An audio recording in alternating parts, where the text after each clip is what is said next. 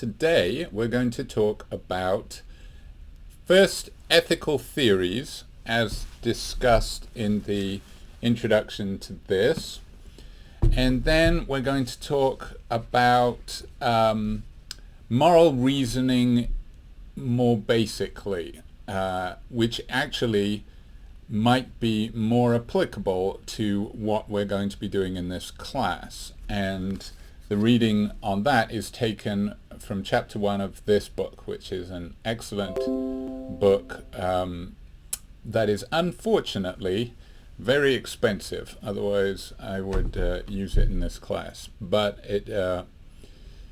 it discusses the essence of morality that is essentially shared by the theories, or at least most of the major theories that I'll talk about first. So yes, let's start with the stuff from the introduction of this, which is sort of an overview of major ethical theories. And it's very brief. And I think that's by design, because certainly in bioethics, the theories themselves are not hugely helpful because, well, the point of the ethical theories is an attempt to answer a very important question. What explains, or what is behind our moral claims? Our claims that something is right, our claim that something is wrong, our claim that something is morally good or morally bad. What is the theory that undergirds those claims, supports them? And this is an important question to wrestle with, a very important question to wrestle with. But what we tend to find is that each of the theories only really supports some of our most important moral claims, and each of the theories tends to have a fairly serious objection. Now, some people are okay with this. Some people find a theory and decide, yes, that's the theory for me. That makes sense of the most important of my moral claims. And where my moral claims disagree with it, I'm going to change my moral claims because I think this theory is correct. And they become sort of dyed-in-the-wool adherents of that particular theory. The sort of major ones, certainly of the past 100 or so years, are utilitarianism on the one hand, which has various forms as we'll talk about, which is a consequentialist theory, a theory that says that whether or not an action is right or a policy is a good one can only be judged by looking at the consequences it will have. And unless you know what the consequences are, you can't tell whether or not the action or policy is a good one. And the alternative to that, the major alternative to that, certainly in the past 100 or so years, has been Kantianism, named after Immanuel Kant, who is the guy that put it together. And the major element of this is the categorical imperative, and we'll talk a little bit about that. But in contrast to the consequentialist utilitarianism, that is what's called a deontological or rule or duty-based theory. And that tends to deal in absolutes, where consequentialist theories say a particular course of action might be good in this circumstance but might be bad in this circumstances because of the differences of the circumstances leading to different consequences, famously lying. I mean, lying might be bad in some circumstances, but it might actually be good in other circumstances. Like, for example, if during World War II you're a Dutch fisherman ferrying Jewish children over to England where they will be safe from the Nazis, and a Nazi patrol boat asks you, do you have any children aboard? You should lie, I think most people would say. So consequentialist theories say you can't talk in absolute rules, because depending on the circumstance, anything might turn out to be wrong in particular circumstances.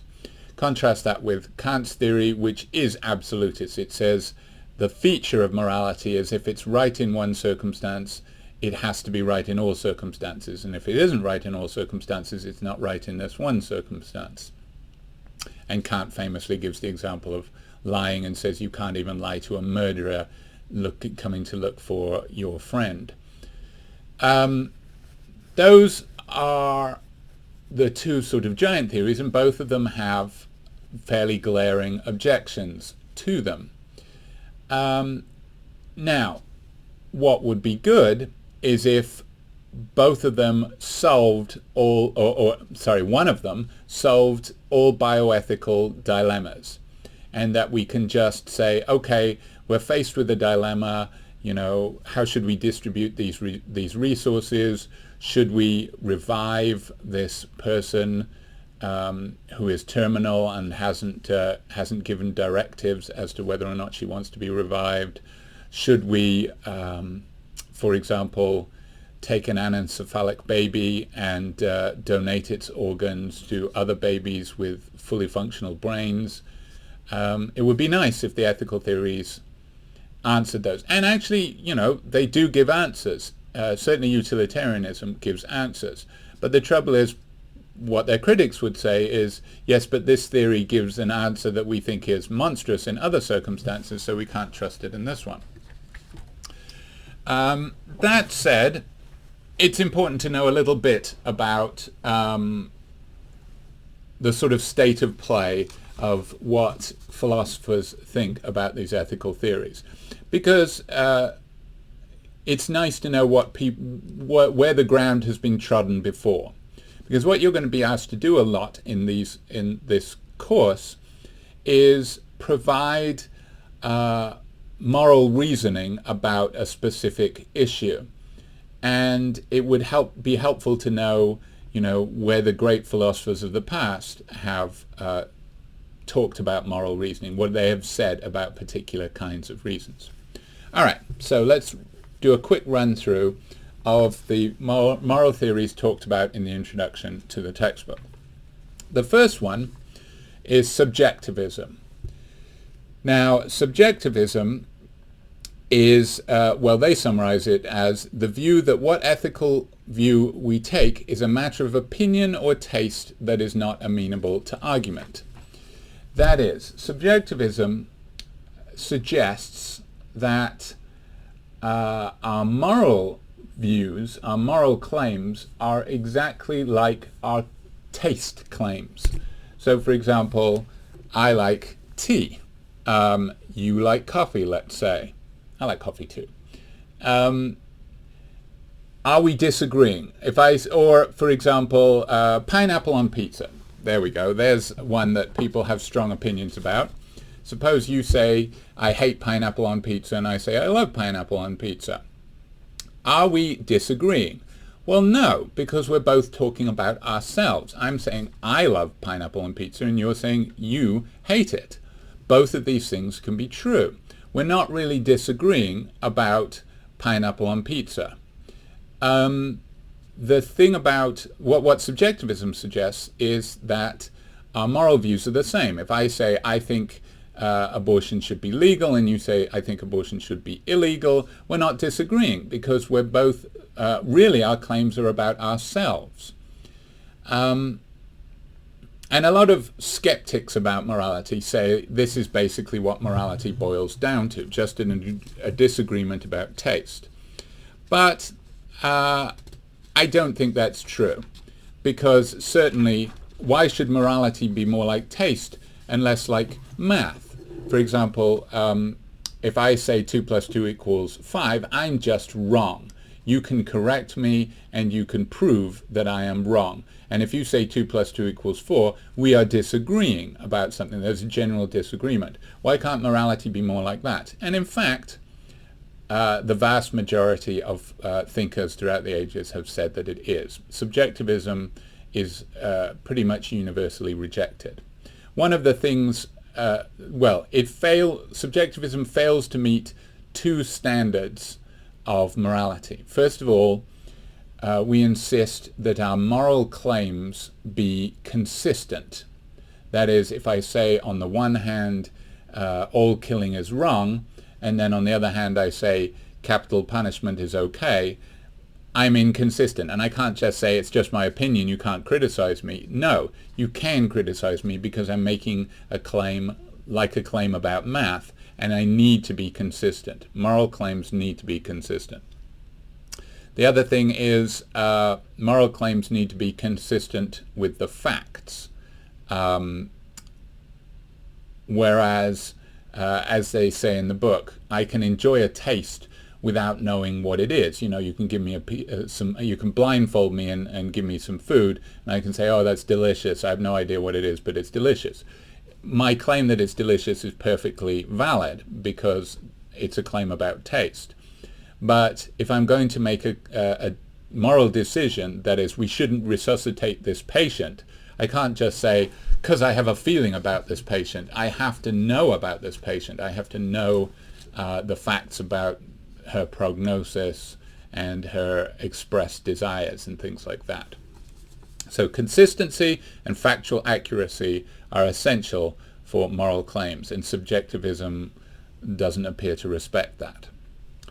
The next theory that a lot of people who haven't really done much ethics are drawn to this, and this is ethical relativism. This is the suggestion that what is right for one culture can be wrong for another, and in fact what makes something right or wrong for any of us is merely the standards of our culture. So for example, this, as the writers point out, became a more popular view with the rise of anthropology in the 19th century. Anthropologists, the sort of classical idea of anthropology is an anthropologist goes and lives with a culture that is pretty much alien to him or her and learns about that culture and reports back. So a sort of anthropologist's dream is if they find a tribe that has been isolated from the rest of the world up to this point that has an entirely novel culture. An anthropologist would love to go and find out about that culture. And what anthropologists discovered when doing this is that there appear to be great differences amongst moral codes. So famously, the Inuit peoples supposedly were open to sharing marriage partners with visitors. And a claim was made by an anthropologist that they abandoned some babies out on the ice to die, and this was a perfectly acceptable practice among some Inuit peoples, or Eskimos as they were called then. But not now, because that's an insulting term. Now, whether or not this is actually true is another question. Another anthropologist, Margaret Mead, made great claims about, I've forgotten the island, coming of age in, she wrote a book called Coming of Age in, and it's not Tahiti, but I can't remember. It was an island, a tropical island, where she suggested that they had much looser sexual mores, that everybody was basically having sex all the time and everybody was okay with it. Later anthropologists have discovered that actually that is not the case, and that a lot of what she was saying was either something she wished to be true or something they just made up and told her. They were messing with her. But anyway, suppose it's the case that there are these big differences between cultures, and that they appear to have different mores, and something that would be seen as greatly wrong in one culture is accepted in another. The classic example is given of the story from Herodotus of King Darius of Persia, who asked the Greeks from the west how they disposed of their fathers, and they said they burnt them, and the Indians from the east ate part of the flesh of their fathers as a sign of respect. And of course both parties were horrified by what the other party did, and he just said, well, people are different, I guess.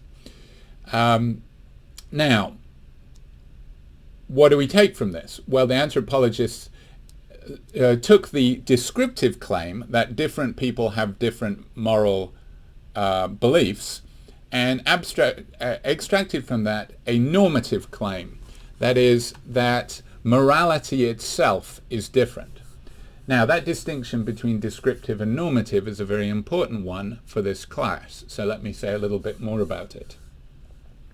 A descriptive claim is a claim about the way the world is. So, for example, I could say that at this point, over 60,000 people have died of the novel coronavirus in the United States. Now, that claim could be wrong. It's probably undercounting, for example. Certainly the United Kingdom, for example, their daily count just shot up because they suddenly started including people who died in nursing homes, whereas up to that point they'd basically only been counting people who died in hospitals. So that 60,000 figure is probably low, but it is a claim about facts, whether or not people have actually died because of the of COVID-19. Now, a normative claim would be something like they should have died. Suppose someone crazy were to say this is God's punishment for America going astray, and he has cursed us with COVID-19, and these people are being killed as punishment. That would be a normative claim. So the descriptive normative distinction is sometimes referred to as the is-ought distinction. Descriptive is the way the world is, normative is the way the world ought to be. So ethical relativism makes a descriptive claim, first of all, that is that there are different moral codes in different cultures. Now that seems to be fairly plausible, even though the extent of the differences might be exaggerated. So for example, to go back to the Inuit people leaving babies out on the ice, we might actually have the same standards if we were put in the same circumstances. If there's incredibly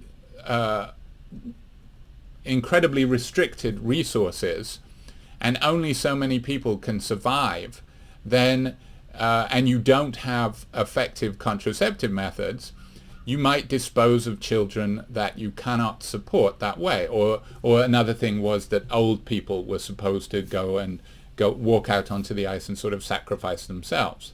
Again, this idea of sacrificing the sick and the weak when you have limited resources is not so alien to us. In fact, some politicians, like not the governor of Texas, but the assistant governor, or whatever he's called, has suggested that opening the economy is worth the cost of people dying. Granny's got to die because our economy is suffering. Well, that sounds like the same kind of reasoning, that, if we have limited resources. In fact, it sounds like much more extreme reasoning, because so far nobody's died of starvation because the economy's tanking, as far as I know. But, this would cause pretty much certain hundreds and hundreds of deaths if you open too soon and, people don't socially isolate. So, whether or not the descriptive differences are as wide as was suggested by anthropologists is an open question, and also their studies might have been incorrect, as in the case of Margaret Mead. But even supposing that's true, that there are different moral codes, that's a descriptive claim, does it follow that this means that morality is actually different in different places? It doesn't seem clear that they're connected. You can't derive an ought from an is, as the great philosopher David Hume once said.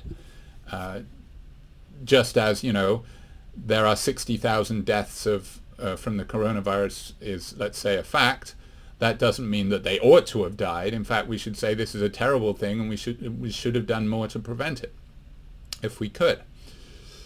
So that's one point to make. It's a huge leap to go from the fact that there are different moral rules to the claim that and everybody's right for their culture. So ethical relativism is like ethical subjectivism. Instead of ethical subjectivism says every person's got their own moral code. Ethical relativism says every culture's got their own moral code. Here are the disadvantages to ethical relativism. It rules out the possibility of moral reform. So, for example, consider the abolitionists in the pre-Civil War South, or in America in general. These were people who campaigned against slavery. Obviously, a lot of them were African American, but there were white abolitionists too, famously John Brown. We tend to look back on them and say they were right, and the people of the time who advocated for slavery were immoral. They were wrong. So the abolitionists were right. But according to ethical relativism, it's the other way round. Because what are the standards of your culture? Well, I guess we'd have to say they're what the majority say. And what the majority said, certainly in the South, was that slavery was okay. Obviously not the majority of slaves saying that, but they were outnumbered. So the culture would seem to say that slavery was okay. And what an ethical relativist has to say then is that slavery was okay and that the abolitionists were wrong. And that seems to get it backwards. There are all kinds of practices that we say are wrong. For example, there's a widespread practice of female genital mutilation still going on. Actually, it was just outlawed in a particular country. I've forgotten what the country. But it's a widespread practice. It used to be euphemistically called female circumcision, but it's a practice where young girls are operated on. The smallest thing that is done is removing the clitoris, so it removes all possibility of sexual pleasure. And the idea is, it's based on a very patriarchal idea. It's to make women not want to stray from their husbands. And in effect, it makes sexual activity agonizing, and in fact it can make urination agonizing too, depending on the extent. It's widely considered to be a horrific practice, but of course it's accepted in the cultures in which it's practiced. Cultural relativism says we can't criticize them for doing that. We can't campaign to ban it because it's their culture. I think it's true that we should be cautious in criticizing other cultures because we might be the ones that got it wrong. But the idea that they must be right simply because that's what they think, that seems to be going too far. It also says that there's no such thing. Ethical relativism implies that there's no such thing as disagreement, again, between cultures, and that there's no better culture. So if we say that our culture has progressed because we don't have slavery anymore, ethical relativism says no, it hasn't progressed, it's just changed. Slavery used to be right, now it isn't. It's just changed. You can't say that one is better than the other because that would be criticizing another culture on your own terms, and you're not allowed to do that. Ethical relativism might be consistent, although there's some arguments that it isn't, but it just doesn't seem right. It doesn't seem to fit with, and in fact most people who claim to support ethical relativism, when push comes to shove, don't appear to embrace all of its implications. So we've done subjectivism, we've done relativism. Universal prescriptivism. I think there's a section on this because Singer himself, who is the most famous of the editors of this, Peter Singer is a very famous philosopher, one of the most famous living philosophers. And he studied under Hare at Oxford.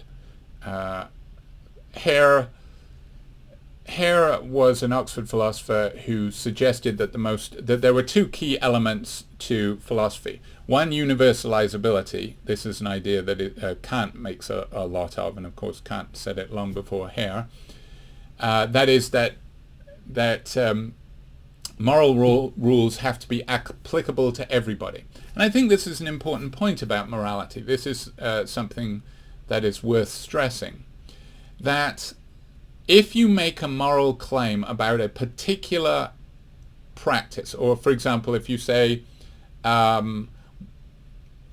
talking about Rachel's cases. Suppose you say that it was wrong of her father to kill Tracy Latimer. If you say that, you're making a moral claim. If you say anything is right or wrong, you're making a moral claim. But if you say that it's wrong, you have to appeal to a principle, and the principle must be general. You can't say, my moral principle is that it was wrong for her father to kill Tracy Latimer. And that's it, that's all I need, because that's way too specific. The thing about morality is that its rules are general, that they must apply to everybody equally. And this is true because morality should be impartial, which is something that Rachel himself stresses at the end of the chapter. So that was the first feature, universalizability. That's why it's called universal prescriptivism. Now the second feature, which Singer doesn't really talk about, is this prescriptivism, which is the idea that moral rules say you should do something, and that there's a sort of force built into the word should. It implies a sort of motive push to do something. So moral rules aren't just factual claims like this is the way the world is. They're like commands in a sense. They tell you here is something that you should do. They're sort of calls to action. And those do seem to be features of morality. If I say that you should do this, I'm not just reporting a fact like, I don't know, your eyes are blue. I'm saying something that I expect you to respond to. So that's two interesting features. But in general, Hare's theory is a little bit technical, and some of the features of it have been contested. But those two features of morality are important. And the impartiality part, the universalizability and the partiality feature are taken up by later theories. The fourth theory they talk about is classical utilitarianism. Now, I've already mentioned this. This is a very important theory. There are many people who are sort of proto-utilitarians. Utilitarianism is a consequentialist theory, as I said. It's a theory that says if you are to judge whether or not an action or a policy is right or wrong, you have to look at its consequences. And classical utilitarianism says the consequences should be ranked according to whether or not, or according to the balance of happiness over misery that they bring about. So a utilitarian says, judge an act by its consequences and rank consequences according to how much happiness results. And importantly, it's general happiness. So we're not talking about my happiness, we're talking about happiness, sum total of happiness in the universe as affected by my action. So utilitarianism is very often misunderstood. Some people think that it's selfish. It's not at all selfish. I'm not saying I do whatever makes me happy. No, I'm saying I should do whatever makes the most people happy. And that might include requiring things of me that I sacrifice myself. So, for example, if I'm old and sick and I'm in a culture with limited resources, then if I'm a good utilitarian, I should sacrifice myself. I should go out on the ice so that people who have better chances and who are younger can survive. So utilitarianism is has a great many of advantages. By the way, this is the utilitarianism suggested by Jeremy Bentham, who was an 18th century Englishman. He was a politician and reformer. Strange guy. He had himself stuffed. He still exists in the University of London to this day as a stuffed dummy. But his his theories have been enormously influential, and the advantages of utilitarianism, certainly in the form presented by Jeremy Bentham, is that it is basically a single principle. You should maximize happiness and minimize unhappiness. Not a whole bunch of complicated rules with no clear connection to each other. It's just basically one overarching principle. And from this principle, you can basically solve any moral dilemma, insofar as you can predict what consequences are going to be. Of course, you might get it wrong, but in general, the idea is to think, okay, somebody's asked me, do you like my haircut? Let me consider the alternatives. If I tell them the truth, no, it's a disastrous haircut. That'll make them unhappy. If I tell them a lie, then they'll be happy. Now, what are the possible consequences of me lying down the road? You know, will I have to support this lie? If I trip up later, will it make them more unhappy? It's quite complicated to work this out, and that is one problem with it. But it's fairly clear-cut in most cases. And certainly utilitarianism is very good at addressing issues like resource allocation. It seems to be designed for that, you know. Should we spend this money on buying one kidney dialysis machine, or can we spend it all on thousands of vaccinations? Well, the thousands of vaccinations seems to be a better policy, because that in general will make more people, give more people better chances of life and better happiness.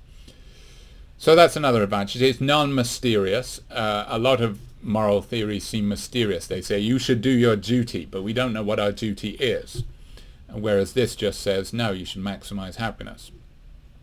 It's also egalitarian or non-elitist. This is something Bentham stressed, which at the time was pretty radical.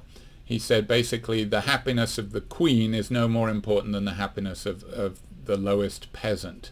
Happiness is happiness. He suggested that we should be able to measure happiness according to units, which is sometimes called hedons. So, you know, if you're very happy, you've got like 10 hedons, but if you're only mildly happy, you've got 2 hedons or something like that. And one hedon that the queen has is the same as one hedon that I have. There's no difference. So it's got a lot going for it. But even in its sort of some people criticize Mill, by the way, changed Bentham's theory a little. Mill was the son of a great friend and colleague of Bentham's, James Mill, and John Stuart Mill was raised according to Bentham's theory. And Mill suggested a couple of changes to it. First of all, he suggested that we should see that there are 2 kinds of pleasures, and that some are more important than others. For example, here's one criticism of utilitarianism. Thinking makes people anxious. When they're anxious, they're unhappy. So let's lobotomize everybody. Because if we lobotomized everybody, they'd be a lot happier. Or if you just feed them and change their diapers, they're happy. And or we could just trigger the pleasure center of your brain. They can do this with rats, I believe. They just put a wire into their brain, and the rat is pretty much learns very quickly to press the switch down that triggers the current into the pleasure center of its brain, and just sits there with a happy little smile on its face. We could do that with humans. Just stick a wire in our brains, and we'll just sit there, you know, vacant. It'd be the best drug ever. Shouldn't we do that? Because utilitarianism says maximize happiness. Lobotomize people and put them, put wires into their brain. Then they'd be super happy. And Mill sort of forestalled this by saying, well, yes, they'd have a lot of sort of what are called lower pleasures, but they wouldn't have any of the higher pleasures. And higher pleasures are intellectual things, and they can include things like friendship, but also appreciating literature, appreciating art, those kind of things. These are called what he called higher pleasures, and those, any amount of those is worth more than any amount of lower pleasures. You can't compare the two. But even Mill's version of it allows that the good of one person can be sacrificed for the benefit of the many. Now, of course, if you've seen Star Trek II, this is what Spock says: the good of the many outweigh the good of the one. And he's seen as very noble because he's sacrificing himself. But it's less noble when it leads to something like slavery or something like that. Suppose we say, you know, working for ourselves is just not good. Let's make a small class of people do all the work, and they have a horrible time, but everybody else benefits so much that their horrible time is outweighed by everybody else's. Now, utilitarians usually respond by saying this just wouldn't work out, the numbers don't add up, but it's certainly open to a possibility, and the little passage from Dostoevsky is playing on this idea. There's also a short story by Ursula Le Guin called Those Who Walk Away from Omelas that makes the same point. That's often included in ethics collections. So utilitarianism has that flaw where it can sacrifice some for the good of the many. So, for example, if you say, let's sacrifice Granny and Granddad to open the restaurants a week earlier because everybody loves the restaurants being open, and you know, young people don't really die from the coronavirus, it's only the old and the sick, and hey, we want to get rid of them anyway, then you sound like you're thinking like a utilitarian. And if you're opposed to that, you say that's a problem with utilitarianism. I'm going to skip over preference utilitarianism, which just basically says there are problems with saying we should maximize happiness, so instead of maximizing happiness, let's maximize preference satisfaction. That's a whole debate that we don't need to get into. But it's basically utilitarianism. Then there's the ethics of rules. The ethic of rules, the most famous of which, well, probably the most famous of which is the Ten Commandments, which, incidentally, everybody talks about the Ten Commandments, but I've found most people can't even name the Ten Commandments, and also how many commandments there are, or what the first commandment is a huge disagreement. Jews and Protestants and Catholics all disagree on the numbering of the Ten Commandments and whether or not the first commandment includes some, I can't remember which, but Protestants, I think Catholics divide it into two, and Protestants say the first one is not actually a commandment, it's just sort of a preamble to a commandment. So people talk about the Ten Commandments as if they were cut and dried, but they're also they don't seem to be flagged as enormously important in the book in the Old Testament they're in, and there are plenty more rules in the Old Testament. So, but they are rules. That's the point. They are rules, and they're absolute rules, although most people who claim to follow the Ten Commandments don't actually think they're absolute, like honor thy father and thy mother, and don't take the Lord's name in vain, and don't work on the Sabbath. Nobody follows those rules. And thou shalt not kill, a lot of people who claim to be Christians are in favor of the death penalty. And a lot of people who claim to be Christians, well, certainly the vast majority of people who are Christians don't see a problem with killing animals. And it doesn't actually say thou shalt not kill humans. It says thou shalt not kill, which might be a prescription about killing any life. So, but that actually highlights a problem with rules. Because if you have a rule that you disagree with, how do you challenge it? Because if you just say that there are rules that you should follow, you don't know why the rules. And what if the rules seem to conflict? How do you decide, how do you adjudicate between the rules?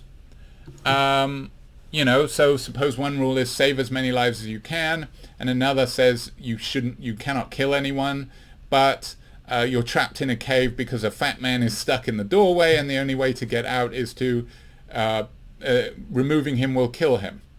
You have conflicting directives. You can't follow both of them because if you don't kill him, everybody else will die, but if you save everybody else, you have to kill him. So the thing about if you just say you've got to follow all the rules, that seems to be impossible when the rules conflict. And also the question is, why? What's the justification for each of the rules? That's left unanswered. The most sophisticated and famous version of a rule ethic is Kant's theory. And Kant suggests that there's an overarching rule that enables you to work out the other rules. And the overarching rule is what he calls the categorical imperative. And rather confusingly, he says that it can be thought of in two different ways. These are what he calls formulations of the categorical imperative. The first one stresses universalizability, as we saw Hare's theory did. The quote is, always act so that we can will the maxim of our action to be a universal law. What that means is the maximum of our action is the rule we appear to be following in our action. So suppose, back to the haircut example, you say, do you like my haircut? And I'm pondering whether I should lie and say, yes, I like your haircut. What I should do, according to Kant, is say, okay, think what you're about to do. You're about to act as if you're following the rule, lie to when you think it'll make people feel better. He says, okay. Now, the way to tell whether or not you're doing the right thing is if you can take that rule and imagine a society where everybody followed it. Would that society function? And what he says, particularly about lying, is it wouldn't function, because if everybody lied, everybody would know everybody was lying, and nobody would believe anybody. So lying is, in some sense, self-defeating. Now this, you've got to be careful. Kant is not a consequentialist. He's not saying you shouldn't lie because it would lead to bad consequences of everybody lying. That sounds like slippery slope thinking. He's just saying, no, it's sort of like a mathematical test. If something is legitimate, then everybody should be able to do it. And if a society where everybody did it wouldn't function, then that's a sign that it's not legitimate, because moral rules are ones that everybody can follow. Now again, it suggests that lying is always wrong, and critics of Kant say, well, but it's hard to work out exactly what the maximum of my action is. If my maxim is general and it just says I should always lie to make, I should always lie, then obviously that's not going to work. But I could make it more specific. I should always lie to preserve people's feelings. Well, you might say that doesn't work, but I should always lie to preserve people's feelings when I'm pretty sure that they'll never find out. Well, maybe that's universalizable, because if nobody ever found out, then it would work. So the trouble with his test is it doesn't seem to give clear-cut answers. Now, the other formulation of the categorical imperative is favored by a lot of people, because it stresses another very important concept that we're going to talk a lot about in this course, which is autonomy. And the other formalization is we must always treat other people as ends, never as a means only. Singer left out the word only, but that's very important, because you are allowed to use people as means. Like, for example, if I go to a bank teller and ask for my money, I'm treating the bank teller as if he or she is a means for me to get what I want. But that's okay so long as I also respect them at the same time. If I treat them just like an ATM and sort of poke them on the nose and say, money now, I'm not respecting them as a human being. But I can obviously interact with someone for the purpose of getting what I want, as I do whenever I go to any store, without violating this rule, so long as I treat them as a person too. So basically the idea behind this is humans are different from objects. Objects you can just do what you want with because they don't have free will. But humans have free will, and they have their own valid motives and desires, and you must respect another person as a free autonomous agent. And that's the idea that he's stressing here, and we will look into that in a great deal more detail as the course goes on. Natural law ethics. I'm going to talk briefly. The idea of natural law ethic is this. It says that certain things have a nature, or well, actually in its broadest claim it says everything has a nature. In other words, the way that it is in nature. Everything has a function. And so that is the descriptive claim. but it also adds a normative claim, which is everything should only perform its function. Now, the easiest way to illustrate this is to talk about Catholic sexual morality, because Catholicism has taken on board natural law ethics, partly because the person who did most to advocate it is a guy called St. Thomas Aquinas, who is the most important Catholic thinker. He was influenced by Aristotle, who made the descriptive claim. Aristotle made the descriptive claim that everything in the world has a function or a purpose. Catholics are opposed, Catholic sexual morality is opposed to masturbation, right? Why? Well, because it says that your genitals are for something. They are for reproduction. That is their function. That is their natural function. That is why you have them. That is why all animals have them, to achieve reproduction. What is masturbation? It's using them for non-reproductive purposes. So therefore, it is wrong, because they have a purpose and you're not using them for that purpose. So therefore, it is immoral. And this is why, of course, homosexual sex is immoral too, because that's the same thing. It's having sex for non-reproductive purposes, for pleasure.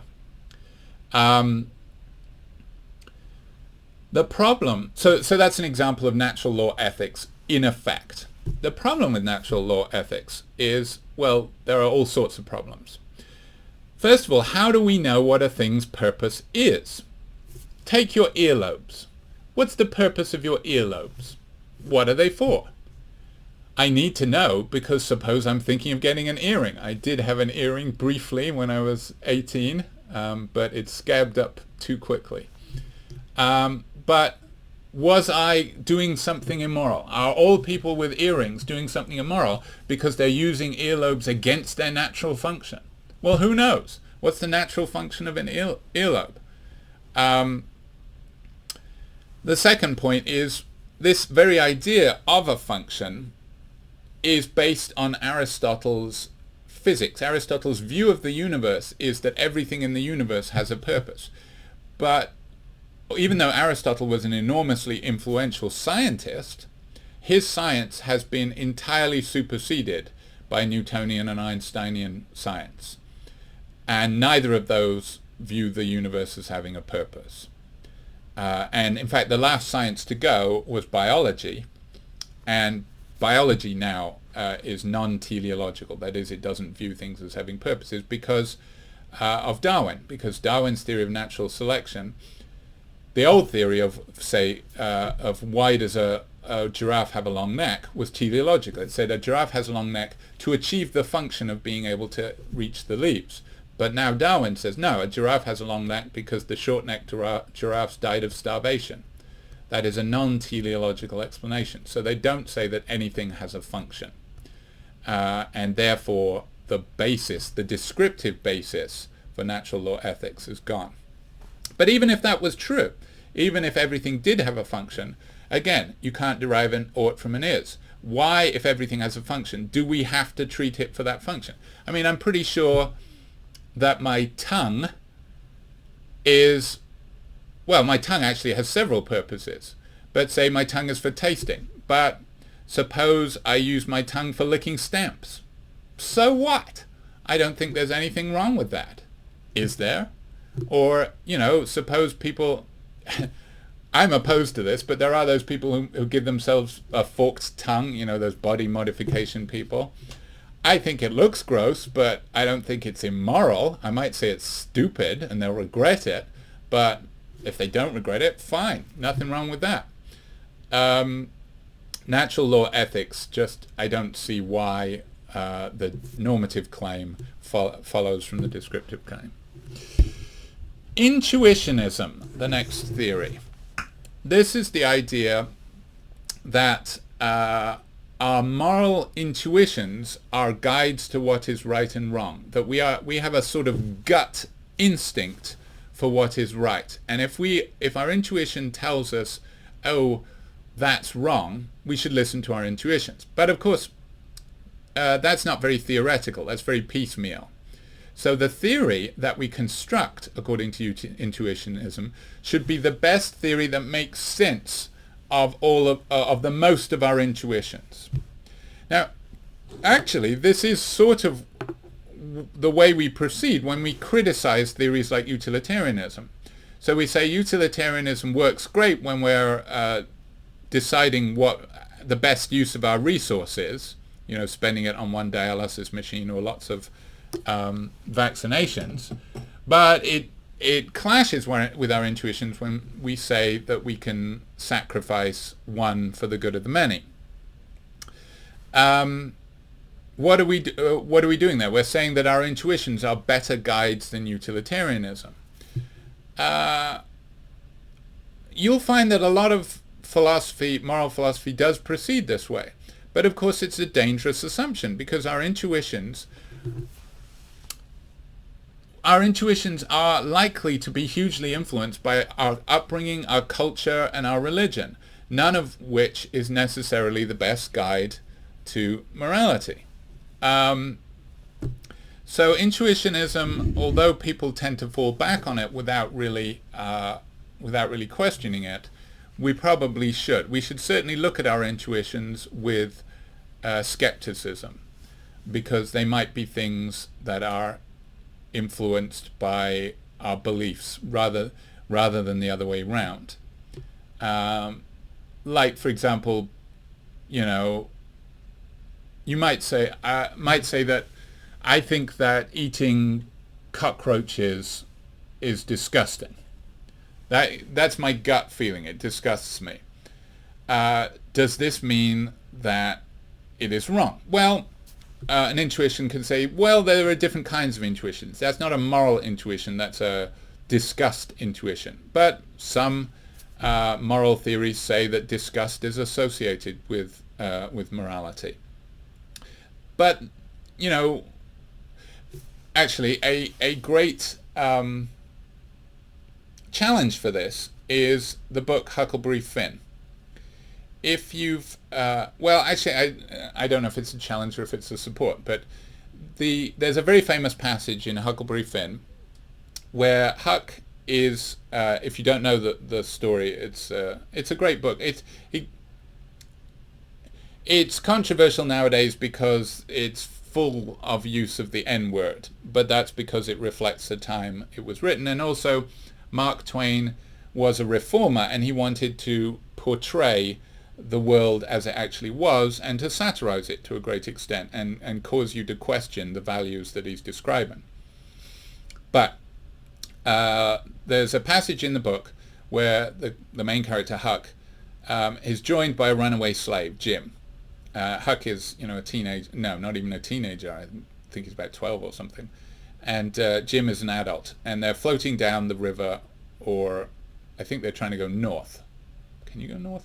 Anyway, they're on the Mississippi, escaping.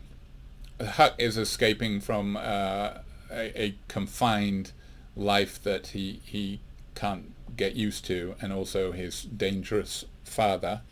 And Jim obviously is escaping from slavery, even though, and Huck is torn because he knows Jim's owner, who is an old widow woman, and thinks that she won't be able to manage without Jim, and also Jim is a very valuable piece of property for this old widow woman.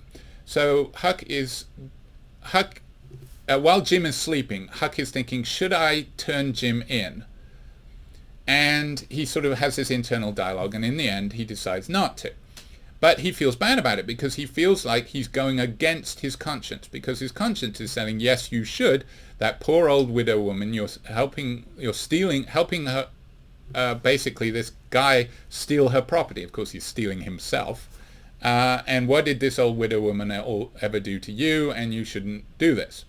And he basically feels bad because he's sort of taken the easy way out, because he's saying, I like Jim. I want him to be with me. I want him to get what he wants. So I'm going to do the wrong thing. Well, the question is, what's his intuition there? What is his intuition there? He seems to think that his intuition is to return Jim. But would we say, no, actually his intuition is the right one, that he should help Jim escape? It's kind of unclear. So that's why a lot of people who are hardcore Kantians or utilitarians say you've got to go with a theory, because a theory is the only clear-cut thing. But what we tend to do in ethics is we tend to balance one against the other. We tend to have a theory and we tend to have our intuitions, and where they clash, we tend to sort of make a decision. Well, is this a case where I should abandon my theory, or is this a case where I should abandon my intuition? And if you find a theory that you like, your intuitions tend to change a little bit to conform to the theory. I'm going to skip over virtue ethics, even though that's very important. That's Aristotle's main ethical theory. Aristotle, even though he was the influence for natural law ethics, his actual ethical theory was virtue ethics. And ethics of care, those don't tend to come up much in bioethics because they're not very helpful in giving answers in particular cases.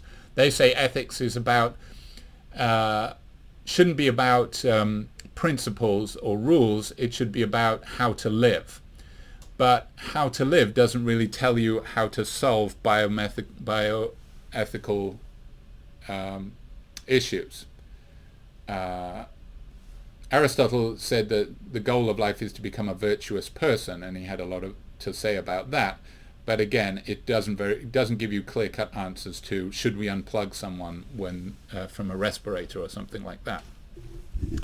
Last thing to stress from the introduction is Singer and the other two say that ethics should be kept separate from both religion and the law. Now, obviously ethics and religion and law are related, but they suggest that ethics is prior to both of those things. A lot of people tend to say things like, as a Christian, I have to say that abortion is wrong, or as a Muslim, I have to say that eating pork is wrong, or something like that. And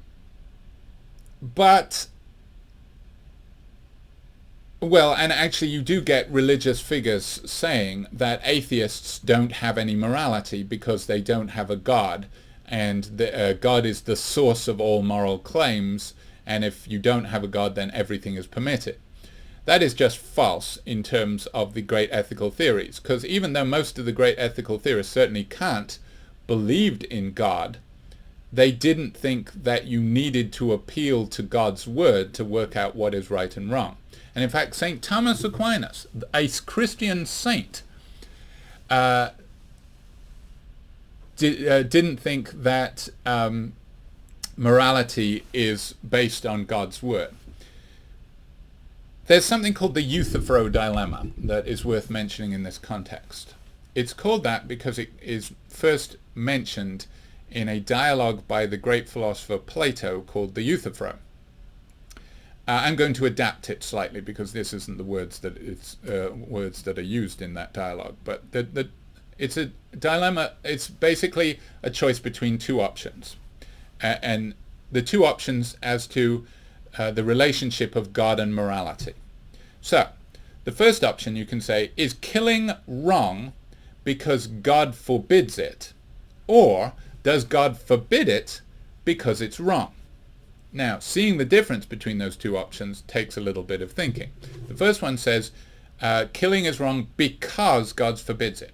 That's called divine command theory. That says that God is the source of all morality. Something is wrong simply because God forbids it. And if God does not forbid it, then it's not wrong. And the alternative is to say, no, God does forbid things, or God says you can do these and you can't do these. But the reason he says that you can do these is because it's already okay to do those, and the reason he forbids things is because it's already wrong for those. And he's so on the divine command theory, God is like a lawgiver or a king. Whatever he says goes. Whereas on the other one, God is like an expert or a judge who interprets the law and says, you go to God and you say, you're the expert, is this wrong? And God says, yeah, that is wrong, but this is okay. So in divine command theory, that's what people are thinking of when they say if atheists don't have a God, then everything is permitted, because they think that God is the creator of morality. But the reason why Aquinas rejected divine command theory, and many theologians and philosophers have done the same, is because it makes God seem random and arbitrary. Because according to divine command theory, what makes killing wrong is simply that God says it's wrong. And then if you ask, but why did God say it was wrong? There's no answer. He just did. He could have said killing was okay. And if he'd said killing was okay, then it would be okay. Or if he'd said that picking your nose is wrong, then that would be wrong. And he perfectly well could have. Because, and divine command theory literally cannot say that God said it was wrong for a reason. Because if he said it was wrong for a reason, then it was already wrong, which is the second option. And in fact, that's what Aquinas said. He said the second option must be right because divine command theory makes God act for no reason. And Aquinas thought that it was irreligious to suggest that God acts for no reason. So the second option that St. Thomas Aquinas, a Christian saint, says is the right one, makes ethics prior to religion. It says that ethical rules can be established independent of what God says. So that's why you don't need to bring in religion to ethical matters, even if you are a Christian or a Muslim or whatever, because Aquinas said so.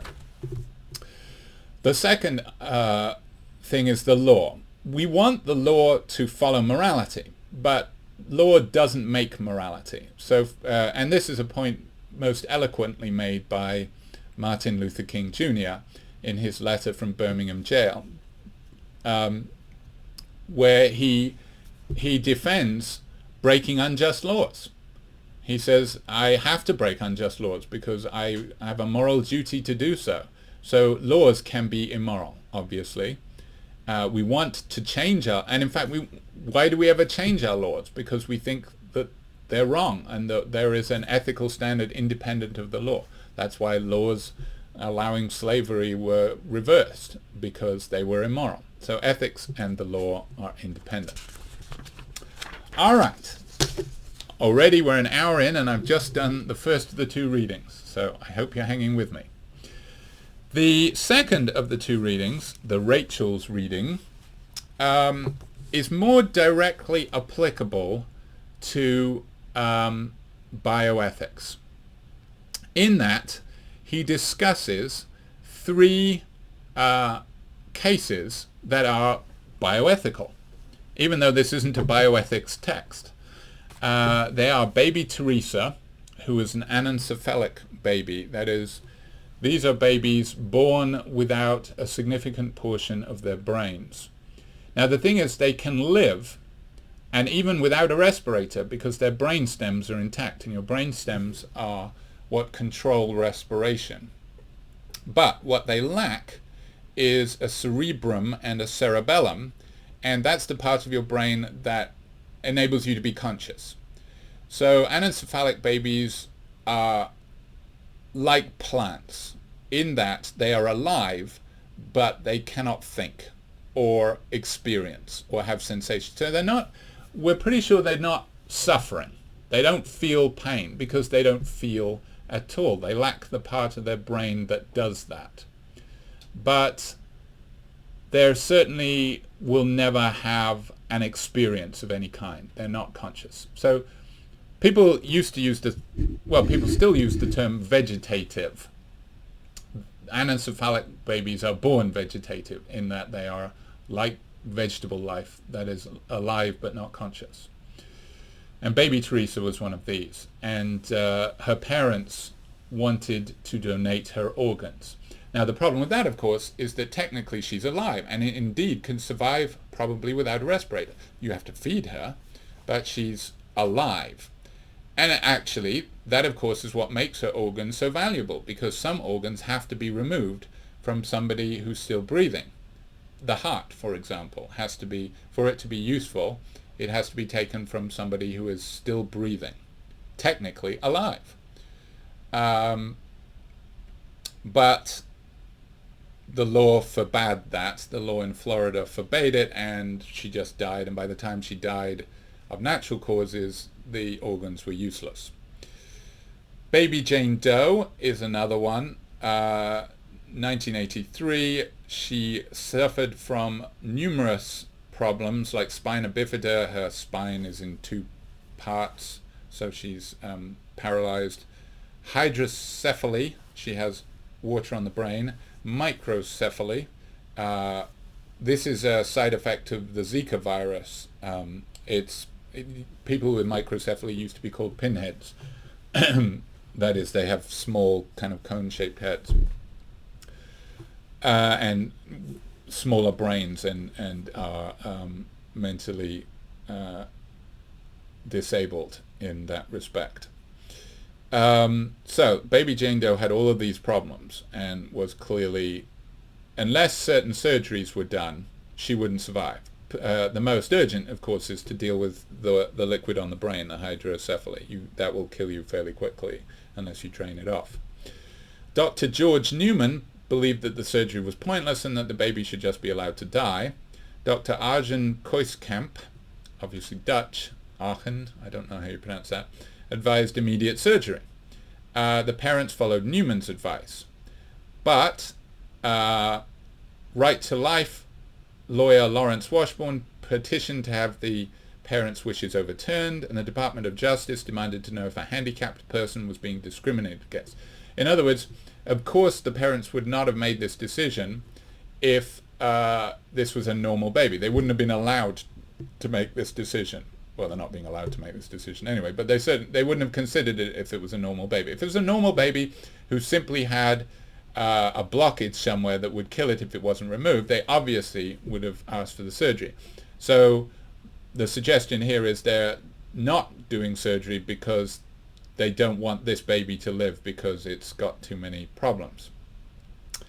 In the end, the parents agreed to have a shunt placed in that drained the liquid off the brain, and the baby survived, and 5 years later was talking, which was what Newman had believed would not happen, and was attending a school for the handicapped. Obviously still paralyzed because of the spina bifida, but definitely much greater quality of life than Newman predicted. Tracy Latimer, the third case, she was as a 12-year-old, she weighed less than 40 pounds and had the mental level of a 3-month-old because of various problems, and she'd had repeated surgery and was going to have more surgery, and she had bed sores from the surgery, and it was painful, and a rod inserted, and basically the parents thought that her life was torture to her, and was just, her life was a negative experience to her, and killed her, obviously painlessly through carbon monoxide poisoning in the cab of his car, but he killed her because he couldn't stand to see her suffer and didn't want her to have another surgery. Now this counted as second-degree homicide and should carry a 25-year minimum sentence, but the jury instructed the judge not to follow that advice, and in fact the judge only gave him a year in prison, and followed by a year confinement on the family farm. Now, what do we think about these cases? These are actual cases that we need to know what should be done. What was the right decision in each of these cases? Somebody had to make a decision in these cases, and how do we do it? Now, obviously, you can use the ethical theories, but as we've seen, each of the ethical theories has a criticism against it. So if you just said, well, the utilitarian answer in this case is so-and-so, then somebody is going to say, yeah, well, so what? Utilitarian has these problems. Sure, it seems to give the right answer in these instances, but it gives an answer that we think is horrific in these instances. How do we know this is one of the instances of the good kind and not the bad kind? But we do have to work out what's right and wrong. How do we do it? Well, as we can see in the various arguments that Rachel's considers, these are the benefits argument, the argument that we should not use people as means, which should remind you of Kant's categorical imperative, the second formulation. The argument from the wrongness of killing, that sounds like appealing to the commandment. The argument from the sanctity of human life, that sounds religious in that the very word sanctity implies sacred. The argument from the wrongness of discriminating against the handicapped. Again, that actually sounds perfectly reasonable. We think discriminating against the handicapped is wrong. And the slippery slope argument, each of these appeals to a principle. And they illustrate the elements of moral reasoning that we're going to apply throughout this course. First of all, you identify a relevant principle. Then you show that this principle is a reasonable one by applying it in a variety of cases. Because if your principle is unreasonable, then following it in this case is not necessarily going to be a good thing. So you have to show that the principle is reasonable, at least in a variety of cases. And finally, you have to show that this case is relevantly similar to other cases where the principle is reasonable. Now, why do you have to identify a principle? Why can't you just say, well, this is wrong? Well, because of the feature of morality that we've already identified, which is the universalizability. That is, morality is about, if something is moral in one instance, it has to be moral in a wide variety of instances. This is the sort of fairness behind morality. There is not one rule for the rich and another rule for the poor. That is not the way it should be according to morality. We are relevantly similar. If you're going to say that different beings should be treated differently, or one individual deserves better treatment than another, then there is a presumption that unless you can show a relevant difference between the two, they should be treated equally. Now, it's quite possible you can show a relevant difference. So, for example, why should Jeffrey Dahmer have been imprisoned and I get to stay on the outside? Answer, because I haven't killed and eaten anybody, whereas he has. So the relevant difference in that instance is what he's done. He did something grossly immoral and he deserved to be punished, or at least kept away from other people that he could do it to. That is a perfectly good reason for explaining the differential treatment. Why does he get imprisoned and me not? But if the difference is, well, he should go to prison because he's got funny shaped ears, whereas I have nice shapely ears, then that's obviously bullshit. You know, that's not a morally relevant difference. And, no principle could underlie that. Okay, what Rachel does in these cases, and why it's worth reading, remember, these lectures, this video lecture, is no substitute for doing the reading. You could watch this video lecture as many times as you want and still not get a good score on the quiz, because the quiz is going to ask you things that you will only get from doing the reading, that maybe are a little bit nitpicky, but it's because I want you to do the reading, because I want you to form your own opinions. The point of this lecture is to make larger connections that you might not know about, and also, if you can do the reading and not understand it, and I hope I can sort of explain it in different terms from the reading in these lectures. So there's a point to both doing the reading and watching the lectures. But in terms of getting a good score on the quiz, you have to do the reading. What's valuable about the reading is how we see Rachel's apply different arguments to the different cases. And he says, and it's sort of an example of moral reasoning in action, because he says, look, there are different principles that are equally applicable to these cases, and they appear to conflict. So, for example, the benefits argument, if we can benefit someone without harming anyone else, we ought to do so. Now, this might be related to utilitarianism, but it's a general moral principle that makes good sense. yes, that makes sense. We should benefit other people. And he says this clearly applies to the baby Teresa case, which is the anencephalic child, because they want to donate the organs to save other babies who have intact brains. Now, of course, it says without harming anyone else. So somebody would say, wait a minute. You're going to kill baby Teresa. How is that not harming her? You know, this principle is a perfectly good one, but it doesn't apply in this case. That's when you need to talk about the facts, and you have to discuss, well, what do we mean by harm?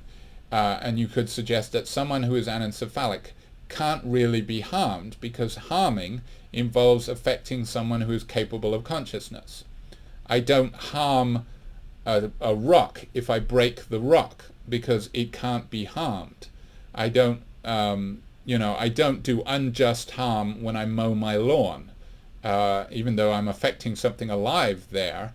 Or when I'm weeding, I'm not doing harm because, or you might say if I am doing harm, it's justifiable because the weeds don't experience pain or anything like that.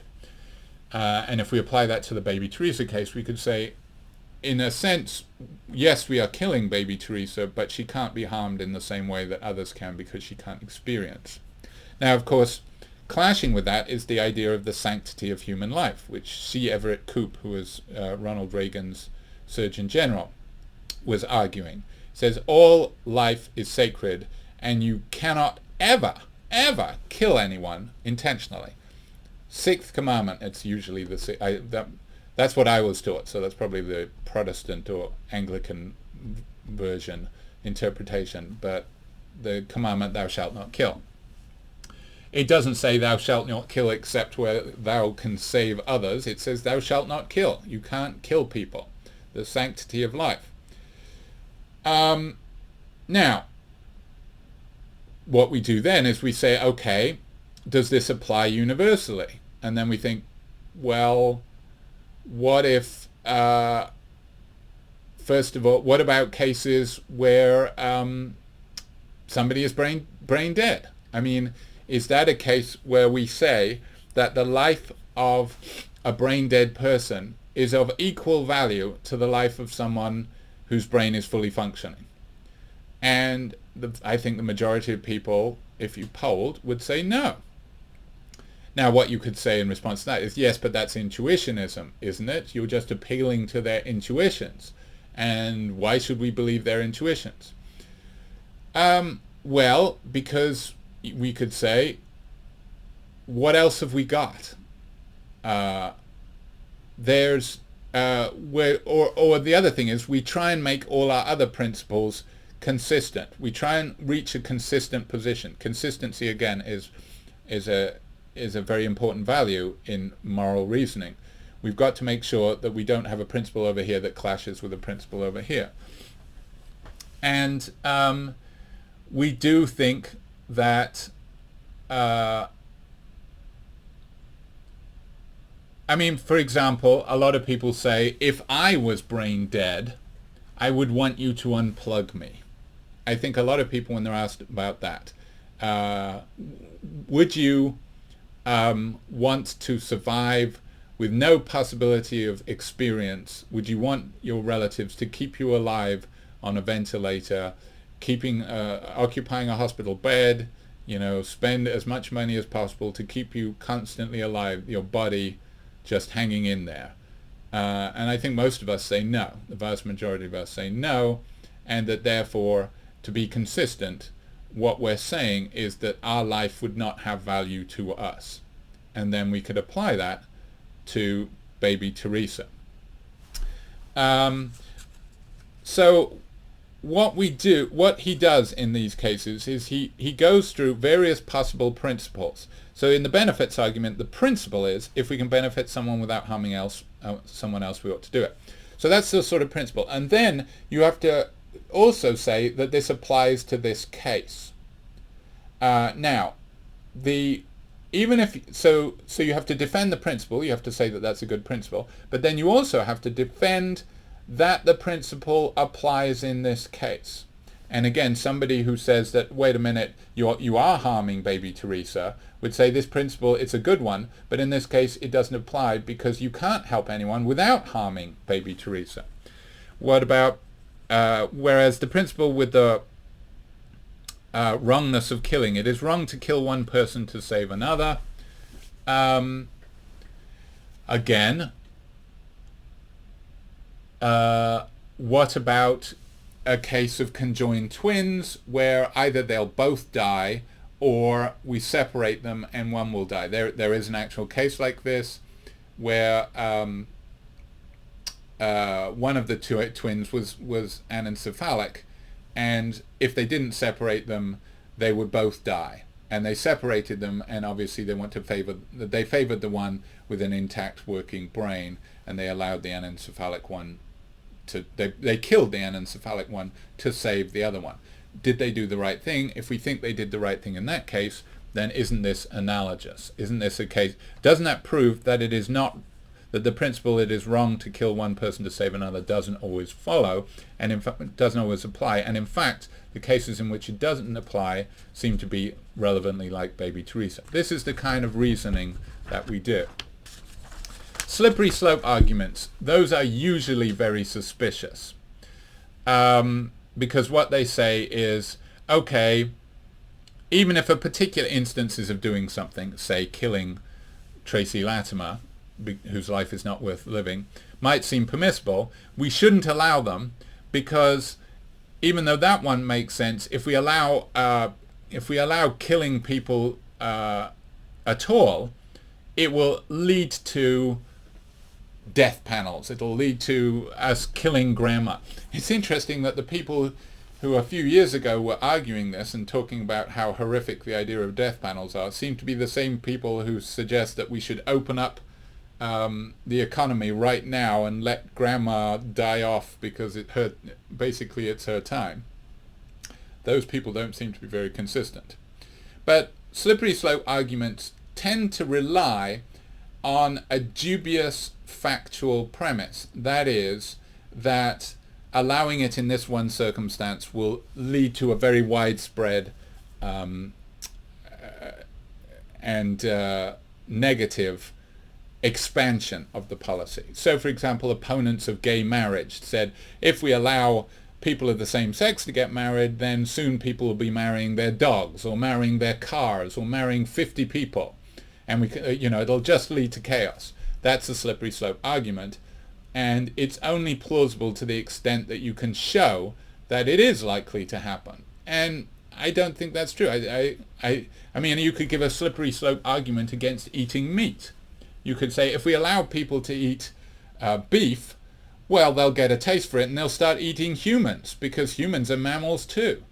And that just doesn't seem to be the case. For whatever, you might be opposed to eating beef, but that's a bad argument against eating beef, because most people are fine with eating beef and would be horrified with the idea of eating people. So it seems like we're able to draw a line.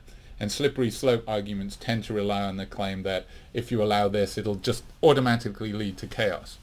Now, it can be true that allowing one thing will lead to allowing lots more things. But first of all, you have to show that the lots more things are bad. And secondly, you have to show why allowing this one thing will lead to that, rather than just saying, it will, and panicking. You have to give a good argument for why that seems plausible. All right, Rachel's minimum conception of morality. Because there's all these disputes among different philosophers as to the true nature of morality, we'd be paralyzed if we had to find the perfect theory. So is there a sort of basic minimum we can go with? And he says, yes. He says, morality is at the very least the effort to guide one's conduct by reason. So you can't just say, it's wrong, I just know it's wrong. You can't say that. I think moral reasoning should be like the kind of reasoning you're supposed to do on a jury. When you're on a jury, you can't just say, I say guilty because I don't like his face. You just can't do that. That's irresponsible. You are not taking your duty seriously. You're supposed to listen to the evidence, and you're supposed to be open to both alternatives. You're not supposed to be prejudiced against one way or another. You're supposed to be reasonable, and you're supposed to be able to be talked around. If you've ever seen the great movie 12 Angry Men, check it out if you haven't. The Henry Fonda version. That's basically the way reasoning in a jury is supposed to go around. You're supposed to be able to be talked around. And morality should be like that. The effort to guide one's conduct by reason. You shouldn't just put up a barrier and say, I'm not going to listen to the other side, they're just monsters. How do you know? Listen to them, maybe they are monsters, and maybe them talking will reveal that even more. But maybe they've thought of something you haven't. You've got to listen to reason. So the effort to guide one's conduct by reason, that is to do what there are best reasons for doing, while giving equal weight to the interests of each individual. So the two key elements of that are the reasoning part and the impartiality part. That is, I cannot say that I am more important than somebody else. I am just one amongst many, and we've got to take everybody's interests equally. This is what's behind the universalizability feature of, say, Kant's or Hare's theory, and it's also what's appealing about Bentham's utilitarianism, because he says everybody counts for equal. The queen's happiness is no more valuable than the peasant's happiness. So each of us must acknowledge that other people's welfare is just as important as our own. That's what morality is. Morality isn't really an issue if it's just you. If you're like the little prince living on his asteroid, or like Robinson Crusoe alone on an island, then morality doesn't really apply. Morality is only an issue when there's more than one of us and our interests come into conflict. That's when you have to worry about morality. So morality is about a situation where there's lots of people, and we have to concede that everybody has their own interests, and we've got to try and come to an agreement that we've got to make this work. And the only way we're going to make this work is if we realize we're all the same. We're all in this together. So that minimal conception of morality presents the following picture of the conscientious moral agent. This word agent crops up a lot in philosophy, and it sounds like, secret agent or insurance agent or something like that. It doesn't mean like that. It doesn't mean like sports agent or the person who represents you. When philosophers use it, they just mean someone who's active, someone who's doing stuff. So if you're a moral agent, you're someone who performs actions for moral reasons. So a conscientious moral agent is someone who guides their action, allows their morality to guide their action. So the conscientious moral agent is someone who is concerned impartially with the interests of everyone affected by what he or she does, who carefully sifts facts and examines their implications, who accepts principles of conduct only after scrutinizing them. So you don't say, that one sounds good, yeah, let's use that. No, you have to test it in various other circumstances. Who is willing to listen to reason. You have to be prepared to be talked around. I've been convinced that my positions on things are wrong. And that is a good thing. You're not abandoning your principles if you change them for the right reasons. You're not dishonoring anybody if you change your mind, because in fact you're admitting that you're human and that you make mistakes. That's a core element of critical thinking, is being prepared to change your mind if you see that the reasons are good. Who's willing to listen to reason even when it means that his or her earlier convictions may have to be revised, and who is willing to act on the results of this deliberation. It's all very well saying this is the right thing to do, but if you're not prepared to do it, then do you really believe that it's the right thing to do? Okay, I think that's enough for the lecture. I hope you made it to this point, and now you should take the quiz.